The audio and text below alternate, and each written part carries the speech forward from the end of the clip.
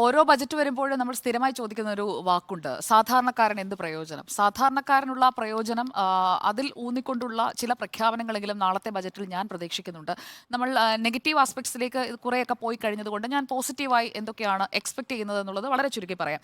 ഇതിൽ middle class, farmers, women, industry ഈ 4 ഏരിയകളിലും focus ഉണ്ടാകുമെന്നാണ് ഞാൻ കരുതുന്നത്. കാരണം ഇതൊരു വികസിത് ഭാരത് മോഡൽ, അതാണ് നരേന്ദ്രമോദി മുന്നോട്ട് വയ്ക്കുന്നത്. അപ്പോൾ ആ വികസിത് ഭാരത് അതിലേക്ക് പോകുന്നതിനായി 4 പ്രധാന ജാതികൾ എന്നെടുത്ത് പറയുന്നുണ്ട്. ഇന്ന് രാഷ്ട്രപതിയുടെ നയപ്രഖ്യാപന പ്രസംഗത്തിലും അത് പറയുന്നത് നമ്മൾ സ്ഥിരമായി പറയാറുണ്ട് അല്ലേ, പുതിയ കാസ്റ്റ് എന്നാണ് കേൾക്കുന്നുണ്ട്. ആ 4 ജാതികൾ ഹൈലൈറ്റ് ചെയ്ത ആ വാചകം വളരെ പ്രധാനപ്പെട്ടതാണ്. യുവാക്കൾ, സ്ത്രീകൾ, കർഷകർ, പാവങ്ങൾ. അപ്പോൾ ഈ 4 വിഭാഗത്തെയും കേറ്റർ ചെയ്യുന്ന തരത്തിലുള്ള പ്രഖ്യാപനങ്ങൾ വെച്ചുകൊണ്ടായിരിക്കും വികസിത ഭാരതം, ഇങ്ങനെയാണ് നരേന്ദ്രമോദിയുടെ വികസിത ഭാരതം എന്ന രീതിയിൽ ഈ ഇടക്കാല ബജറ്റിൽ പ്രഖ്യാപനങ്ങൾ വരാൻ പോകുന്നത്. പിന്നെ മിഡിൽ ക്ലാസിന് വേണ്ടിയുള്ള ഒരു ബജറ്റ് എന്ന ധ്വനി ഇതിനകം തന്നെ വന്നിട്ടുണ്ട്. പലരും വിലയിരുത്തുന്നതും അങ്ങനെയാണ്. അപ്പോൾ ഒരു മിഡിൽ ക്ലാസ് ഫ്രണ്ട്ലി ആയിട്ടുള്ള ചില പ്രഖ്യാപനങ്ങൾ അതിൽ വരാൻ സാധ്യതയുണ്ട്. പിന്നെ ഈ ബജറ്റ് എന്ന് പറയുന്ന മോദിയുടെ ഗ്യാരണ്ടിയാണ്. ഈ തെരഞ്ഞെടുപ്പ് ബജറ്റ് ആയതുകൊണ്ട് തന്നെ മോദിയുടെ ഗ്യാരണ്ടി എന്നത് രാജ്യം മുഴുവനുള്ള ആ ഒരു പ്രകടന പത്രികയിൽ എന്നതിനപ്പുറം ഒരു ക്യാമ്പയിൻ സ്ലോഗനായി മാറാൻ പോകുന്നത് മോദിയുടെ ഗ്യാരണ്ടിയാണ്. കേരളത്തിലടക്കം അത് ഉപയോഗിച്ച് തുടങ്ങിയിട്ടുണ്ട്. അപ്പോൾ മോദിയുടെ ഗ്യാരണ്ടി, അതിലൂടെ ഹാട്രിക്, അതിനു വേണ്ടിയിട്ടുള്ള പ്രഖ്യാപനങ്ങളായിരിക്കും ഈ ബജറ്റിൽ ഉണ്ടാവുക എന്നുള്ളതാണ്. സ്ത്രീ ശാക്തീകരണം, ഓഫ് കോഴ്സ് അതിനുള്ള പ്രഖ്യാപനങ്ങൾ ഉണ്ടാകും.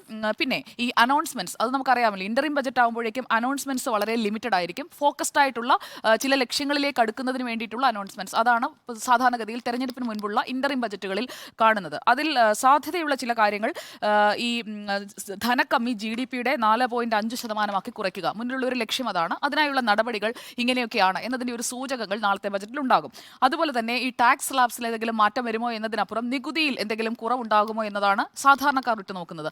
അതിനുള്ള പ്രഖ്യാപനങ്ങൾക്കുള്ള ഒരു സാധ്യത കാണുന്നുണ്ട്. പിന്നെ കൃഷി, കാർഷിക നിയമങ്ങളുടെ കാര്യത്തിൽ അതൊക്കെ ചർച്ചയായ ഒരു തെരഞ്ഞെടുപ്പ് കാലം കഴിഞ്ഞ് അടുത്ത തെരഞ്ഞെടുപ്പിലേക്ക് വരുമ്പോൾ കൃഷി, ഒപ്പം ഗ്രാമീണ മേഖലയിൽ നിന്നാണ് ഇനി വോട്ട് കൂടുതലായി വരേണ്ടത്. അപ്പോൾ ഗ്രാമീണ മേഖലയ്ക്കുള്ള പിന്തുണ കൂട്ടുന്ന തരത്തിലുള്ള പദ്ധതികൾ പ്രഖ്യാപിക്കാൻ സാധ്യതയുണ്ട്. അതുപോലെ ഈ കഴിഞ്ഞ കാലയളവിൽ ഏറ്റവും കൂടുതൽ പ്രശ്നമുണ്ടാക്കിയത് ഈ കാലാവസ്ഥാ വ്യതിയാനത്തിന്റെ ആഘാതമാണ്. പലതരത്തിലുള്ള കാലാവസ്ഥാ വ്യതിയാനത്തിന്റെ ആഘാതം പല സംസ്ഥാനങ്ങളും നേരിട്ടതാണ്. അപ്പോൾ അതിനായിട്ടുള്ള പദ്ധതികൾ എന്തൊക്കെയായിരിക്കും, അത് സംബന്ധിച്ചുള്ള റെഫറൻസും നാളത്തെ ബജറ്റിലുണ്ടാകും. പിന്നെ ഏറ്റവും വലിയ പ്രഖ്യാപനമായി നേരത്തെ ഡോക്ടർ അരുൺകുമാർ സൂചിപ്പിച്ചതുപോലെ പ്രധാനമന്ത്രിയുടെ പദ്ധതികൾ എന്ന രീതിയിലും ചില കാര്യങ്ങൾ വരണമല്ലോ. അപ്പോൾ ഡിജിറ്റലൈസ്ഡ് ഇന്ത്യ, അതുപോലെ തന്നെ ഗ്രീൻ ഹൈഡ്രജൻ പ്രോത്സാഹിപ്പിക്കുന്നതിനുള്ള, പിന്നെ EV ഇലക്ട്രിക് വാഹനങ്ങൾ, അത് സംബന്ധിച്ചുള്ള പ്രഖ്യാപനങ്ങളൊക്കെ വളരെ കൂടുതലായി നാളത്തെ ബജറ്റിൽ ഉണ്ടാകുമെന്നാണ് ഞാൻ പ്രതീക്ഷിക്കുന്നത്.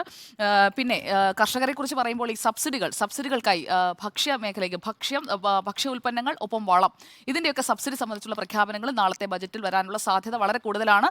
നാളെ എന്തായാലും നമുക്ക് കണ്ടറിയാം. തെരഞ്ഞെടുപ്പ് ബജറ്റാണ്, അതുകൊണ്ട് വളരെ പോസിറ്റീവായ ബജറ്റ് ആയിരിക്കും. രാവിലെ നിർമ്മലാ സീതാരാമൻ ബജറ്റ് അവതരിപ്പിക്കുമ്പോൾ ഇവിടെ ബജറ്റ് അവതരിപ്പിക്കുന്നത് സുജയ പാർവതി ആയിരിക്കും നാളെ അല്ലേ. സ്ത്രീ ശാക്തീകരണം.